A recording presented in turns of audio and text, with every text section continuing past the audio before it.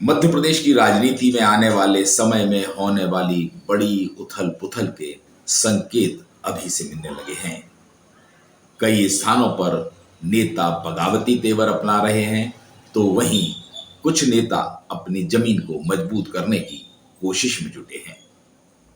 इसी बीच गुना संसदीय क्षेत्र, जहां से ज्योतिरादित्य सिंधिया सांसद हैं, मोदी सरकार में केंद्रीय मंत्री हैं, उनके इलाके से ऐसे स्वर सुनाई दे रहे हैं जो सिंधिया के साथ भारतीय जनता पार्टी के लिए भी चिंता में डालने वाले हैं।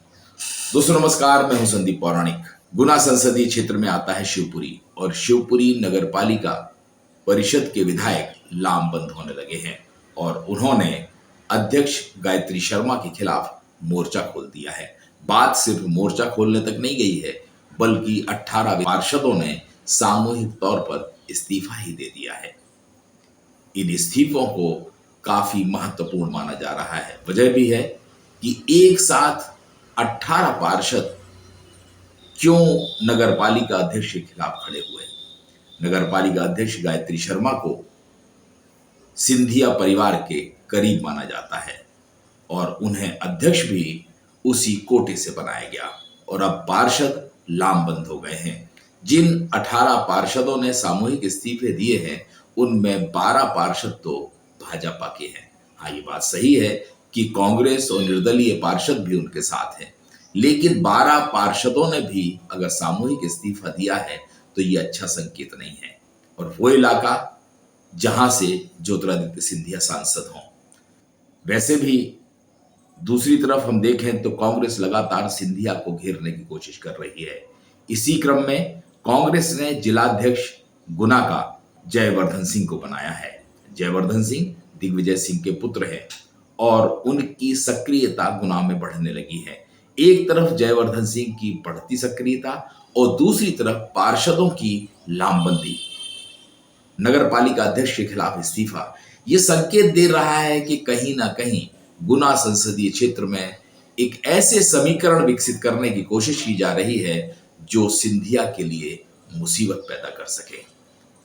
इतना ही नहीं, ज्योतिरादित्य सिंधिया भी इस बात को जानते हैं कि उनके खिलाफ लामबंदी तेज होगी, दिग्विजय सिंह की सक्रियता बढ़ेगी, कांग्रेस की सक्रियता बढ़ेगी, बीजेपी के जो असंतुष्ट लोग हैं वे भी कांग्रेस की तरफ आकर्षित होंगे। कुल मिलाकर उनके खिलाफ एक सुनियोजित तैयारी है, इससे सिंधिया वाकिफ हैं। यही कारण है कि सिंधिया के लगातार अपने संसदीय क्षेत्र में दौरे बढ़ रहे हैं, चाहे बाढ़ पीड़ितों का मामला हो, दीगर स्थानीय कार्यक्रम हो, आदिवासियों के साथ बैठक हो। तमाम ऐसी चीजें सिंधिया को करना पड़ रही हैं जिससे उनका अपने मतदाताओं से जुड़ाव बना रहे।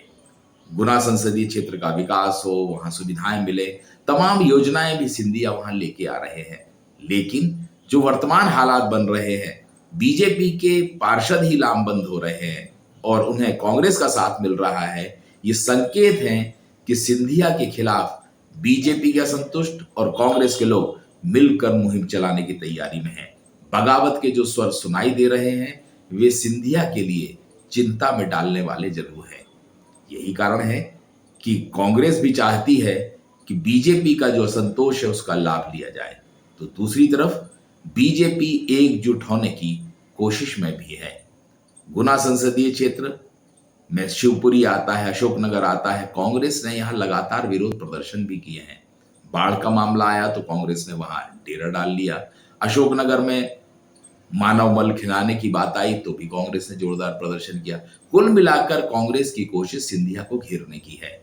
लगातार प्रयास भी हो रहे हैं और उसी बीच शिवपुरी से जो खबर आ रही है वो ये संकेत दे रही है और सिंधिया को सचेत करने वाली भी है कि अगर इस तरह के बगावती स्वर उठे, पार्टी के अंदर के पार्षद ही आवाज उठाने लगे, तो उनके लिए आने वाला चुनाव फिर चुनौतीपूर्ण हो सकता है, क्योंकि सिंधिया एक बार अपने करीबी रहे केपी यादव से चुनाव हार चुके हैं।